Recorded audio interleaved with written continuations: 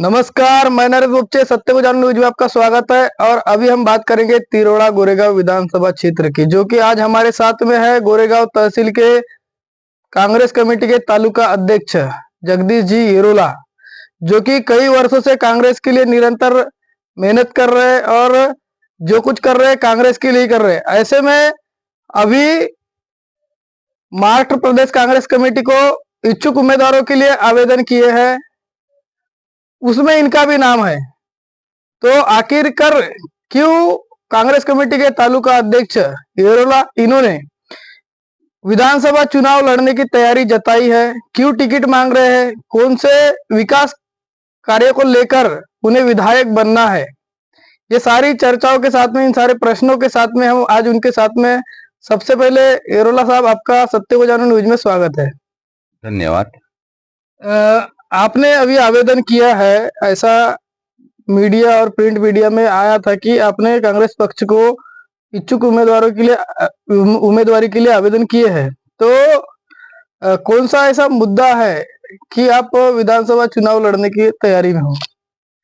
मैं सर 1990 से लगातार पार्टी को जब जब भी विधानसभा के चुनाव आते हैं तब तक मैं आवेदन करता हूँ।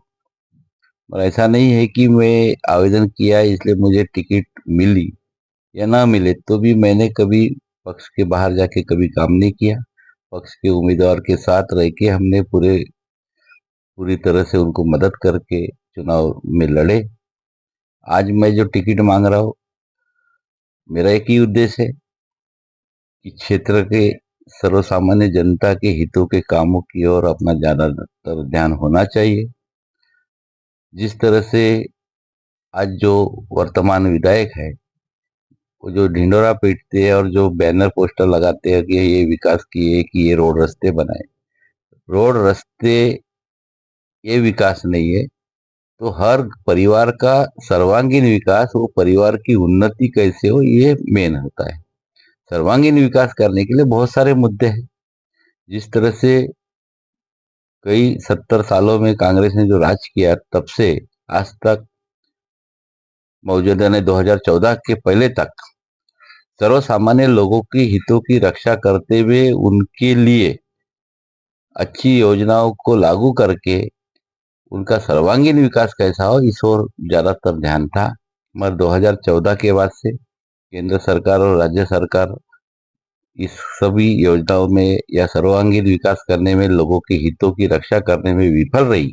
इसलिए हमने सोचा कि अगर पक्ष हमें टिकट देता है तो निश्चित रूप से लड़ेंगे। और हमारा सबसे पहले यही ध्यान रहेगा कि सभी घटकों को साथ में लेके उनका विकास कैसा साध्य हो, गांव का विकास कैसा साध्य, इस ओर हमारा सबसे ज्यादा जोर है। आप कांग्रेस के वर्तमान में तालुका अध्यक्ष है, आपने आवेदन किए हैं और आप कहते हैं कि पक्ष अगर आपको टिकट देते हैं तो आप चुनाव लड़ोगे और सर्वांगीण विकास करोगे। तो वर्तमान में तो आप कांग्रेस के अध्यक्ष हो तालुका के, लेकिन आपने इतनी बड़ी अपेक्षा कांग्रेस पक्ष से जताई है, तो कांग्रेस पक्ष के लिए आपकी क्या भूमिका रही? आज तक क्या क्या संघर्ष आपने किए, आंदोलन है या कोई ऐसे पक्ष की उन्नति के लिए कौन से काम किए कि इतना बड़ी अपेक्षा आप पक्ष से कर रहे हो? तो पक्ष के लिए आपने अभी तक क्या किए? पक्ष के लिए और हमारे क्षेत्र के लिए मैंने आज तक जो किया वो मुझे बयान करने से अच्छा है कि क्षेत्र की जनता को ही पूछ लेना चाहिए, क्योंकि हमने क्या किया है और क्या नहीं किया उनको सबको मालूम है। क्योंकि सर्वधर्म समभाव के साथ हम चलने वाले लोग हैं। सभी जाति सभी धर्म के लोगों से हमारा एक गहन रिश्ता है, प्रेम है। और हमेशा हम लोगों के कामों में ही रहते, निरंतर उनके काम करते। इसलिए मैंने क्या किया, मैं वो सब चीजें मैंने बखान करने से अच्छा है कि आम जनता के बीच में जाके अगर आप इस विषय में अगर जानना चाहते हैं तो निश्चित रूप से आपको उसका पूरा उत्तर मिलेगा। तो आपके पक्ष से अनेक लोगों ने आवेदन किए हैं, ऐसे में आप तालुका अध्यक्ष भी है, आपने भी आवेदन किए हो।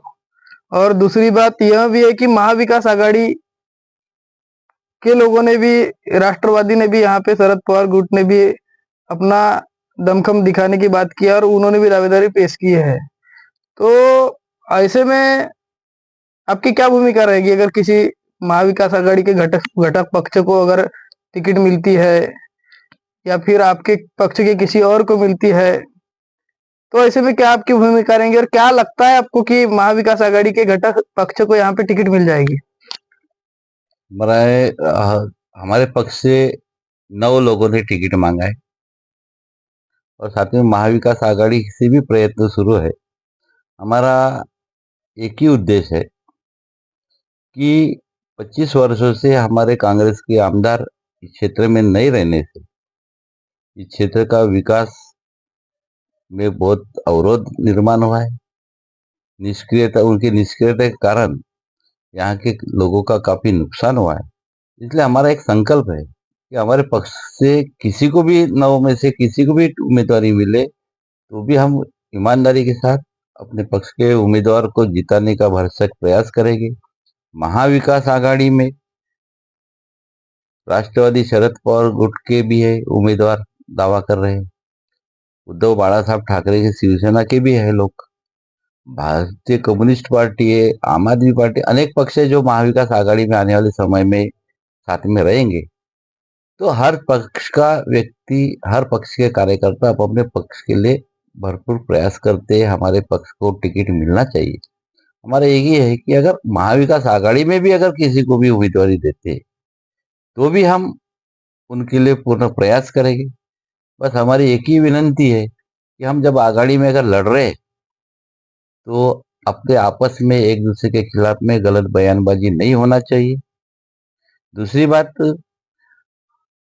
महाविकास आघाड़ी का भी यानी फार्मूला जो है हमारे वरिष्ठ नेता लोग कर ही रहे, दिल्ली बम्बई में जो भी है। पर कई बार ऐसा भी हुआ है कि राजकारण, राजनीति में ऐसा भी संभव होता है कि टाइम पर कभी कभी युति टूट जाती है। और अगर हमारे पक्ष की अगर हम तैयारी नहीं करेंगे तो टाइम पर हमारे उम्मीदवार को तकलीफ जाती है। इसलिए हमने भी अपने पक्ष से पूरी तरह से तैयारी शुरू की है कि भविष्य में अगर कांग्रेस की भी कोठे में आती है तो भी हम लोग पूरा प्रयास हमारा है कि हमारे उम्मीदवार को जिताना। और महाविकास आघाड़ी में भी अगर किसी को टिकट मिलती है तो भी हम पूरा प्रयास करेंगे। मगर हर पार्टी का अपना एक दायित्व है अपने पक्ष को मजबूत करना, और इसमें स्वागत है, सभी पक्ष के लोग अपने पक्ष को मजबूत कर रहे हैं। उसमें कोई, और उसका फायदा हम सभी को मिलेगा। अगर महाविकास आघाड़ी की अगर युति बरोबर होती है, सीटों का बरोबर उनका ये होता है, तो उसमें कोई हमारे को नाराजी नहीं है किसी भी प्रकार की। कोई भी उम्मीदवार रह सकता है, इसमें कोई हरकत नहीं। अभी इसके पहले आपने बोला कि भाजपा का आमदार यहाँ पे 10 साल रहा, सर्वांगीण विकास नहीं हुआ। तो सर्वांगीण विकास के डेफिनेशन आपके हिसाब से क्या है? उसका मतलब क्या है? सर्वांगीण विकास कैसे होता है? कैसे, अगर आप विधायक बनोगे तो कैसे करोगे सर्वांगीण विकास? क्या है आपके पास? सर्वांगीण विकास है हर हाथ को काम मिलना चाहिए, हर हाथ को दाम मिलना चाहिए। धीरे ये जो योजनाओं के माध्यम से लोगों को एक भरकटना यानी भ्रमित करना, और एक ये शॉर्ट पीरियड है। सर्वांगीण विकास है कि आज बेरोजगारी की बहुत बड़ी समस्या है। आज नौकरियां नहीं मिल रही है। पढ़े लिखे लड़के हैं, बहुत पढ़े हैं। अभी आप पूरे देश में देख रहे हैं कि कई बार परीक्षाएं रद्द हुई है। करोड़ों रुपए गरीब सर्वसामान्य लोगों के बच्चों के फीस के रूप में शासन जमा करती है और परीक्षाएं रद्द होती है। और ये पूरे मीडिया को और पूरे देश को मालूम है। मेरे से ज्यादा तो मीडिया भी इस बारे में जानती है। इस ओर कोई ध्यान नहीं दे रहा है। ऐसा क्यों हो रहा है? कहीं ना कहीं ये शिक्षण, अरे बेरोजगार लोगों के साथ बहुत बड़ा अन्याय है।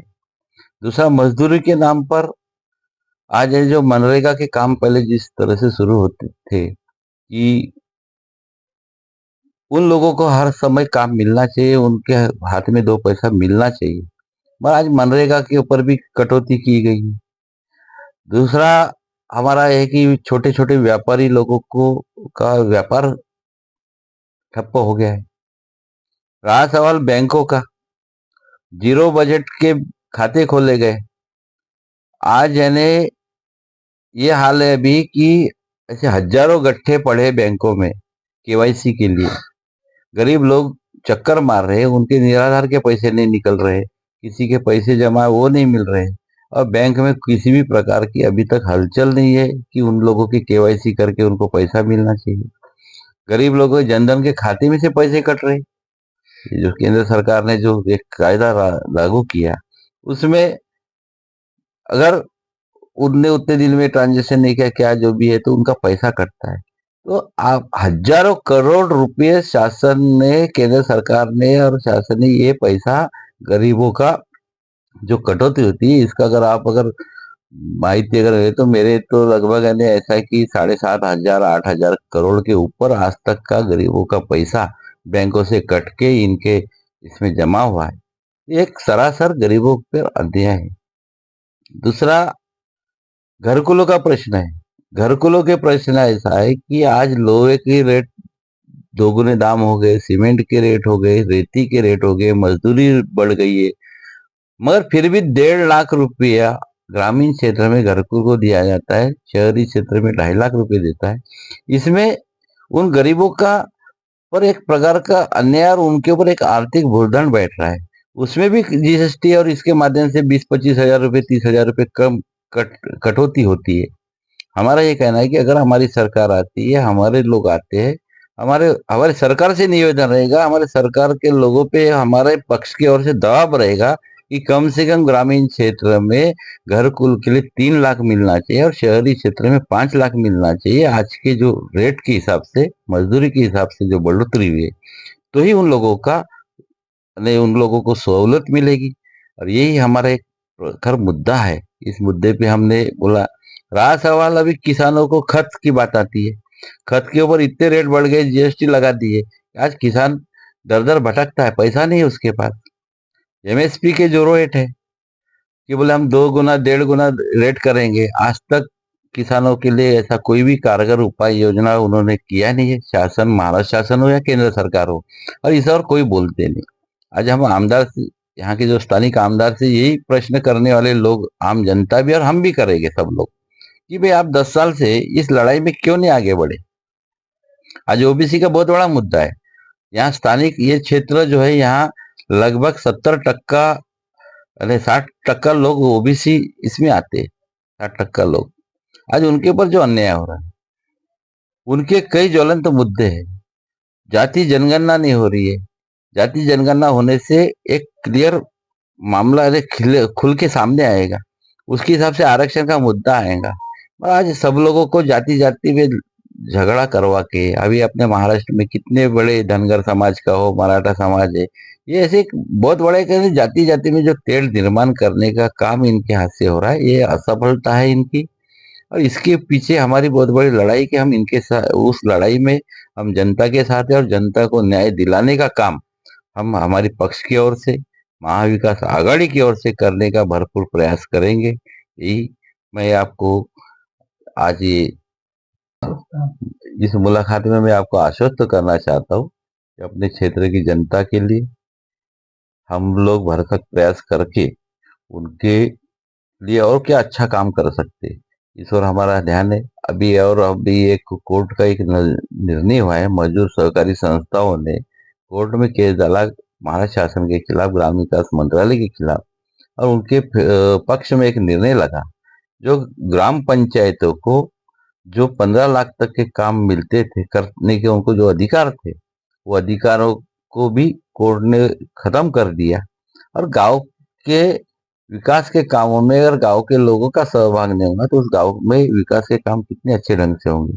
आज मजूरी सहकार संस्था जिस तरह से पूरे महाराष्ट्र में जो फैली है, मुझे बताइए कि ऐसा कोई व्यक्ति मजदूर है जो करोड़पति व्यक्ति लोग मजदूरी के नाम पे मजदूर संस्थाओं में बैठकर आज यानी छोटे छोटे जो एजेंसियों पे उन्होंने कब्जा करने की कोशिश की। ये भी एक बहुत बड़ा यानी राज्य शासन की विफलता है, क्योंकि कोर्ट में उन्होंने ग्राम विकास मंत्रालय से बराबर फीडिंग नहीं किया होगा, ऐसा मुझे लगता है।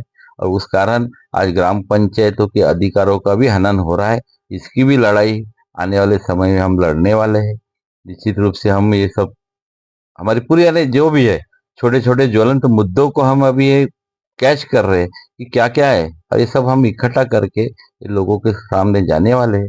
और यहाँ गोरे तिरोड़ा विधानसभा क्षेत्र में किसी भी प्रकार का मतभेद नहीं है। महाविकास आघाड़ी की सरकार अरे अगर कल स्थापित भी है और जो भी उम्मीदवार आएगा, उसके लिए हम सब लोग भरसक प्रयास करके यहाँ स्थानिक आमदार महाविकास आघाड़ी का ही हो, ये हम आज की इस मुलाकात में आपको बताना चाहते।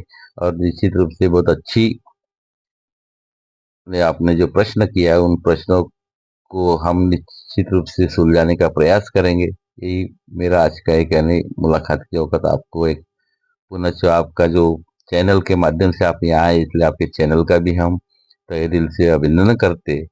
दूसरी बात यह कि हमारे चैनल के माध्यम से आप गोंदिया जिले की जनता, आपकी विधानसभा की जनता को कुछ संदेश देना चाहोगे? हमारे जिले की जनता को और हमारे विधानसभा की जनता को यही संदेश देना है कि ये 10 सालों में जिस तरह से देश में जो अराजकता फैली है, इसका शमन करने के लिए सारे लोगों ने एक जगह आकर पुनः कांग्रेस विचारधारा की महाविकास आघाड़ी को इस महाराष्ट्र में भरघोस मतदान देकर यहाँ की शासन में वापसी करने का मौका दे, ताकि अपने सभी छोटे बड़े सभी लोगों का विकास हो। यही मैं अपना संदेश जनता को देना चाहता हूँ। तो दर्शकों, ये थे हमारे साथ में गोरेगांव तालुका कांग्रेस कमेटी के अध्यक्ष जगदीश जी येरोला, और इन्होंने अभी फिलहाल विधानसभा चुनाव लड़ने के लिए इच्छुक उम्मीदवारी का आवेदन कांग्रेस पक्ष की ओर से किया है। अब देखना ही बाकी रहेगा क्या इनको विधानसभा के टिकट कांग्रेस की ओर से मिलती है या नहीं मिलती, या किसी और को मिलती है। वैसे इन्होंने कहा है कि किसी और को भी टिकट मिलती है तो हम पूरे ईमानदारी के साथ में काम करेंगे और पक्ष के साथ में रहेंगे। अगर महाविकास आघाड़ी को भी मिलती है तो हम साथ में रहेंगे और विकास के लिए, सर्वांगीण विकास के लिए प्रयत्नशील रहने की बात उन्होंने कहा है। तो ऐसे ही मुलाकात के लिए सत्य को जानो न्यूज को देखते रहिए। मिलेंगे अगली खबर में, तब तक के नमस्कार।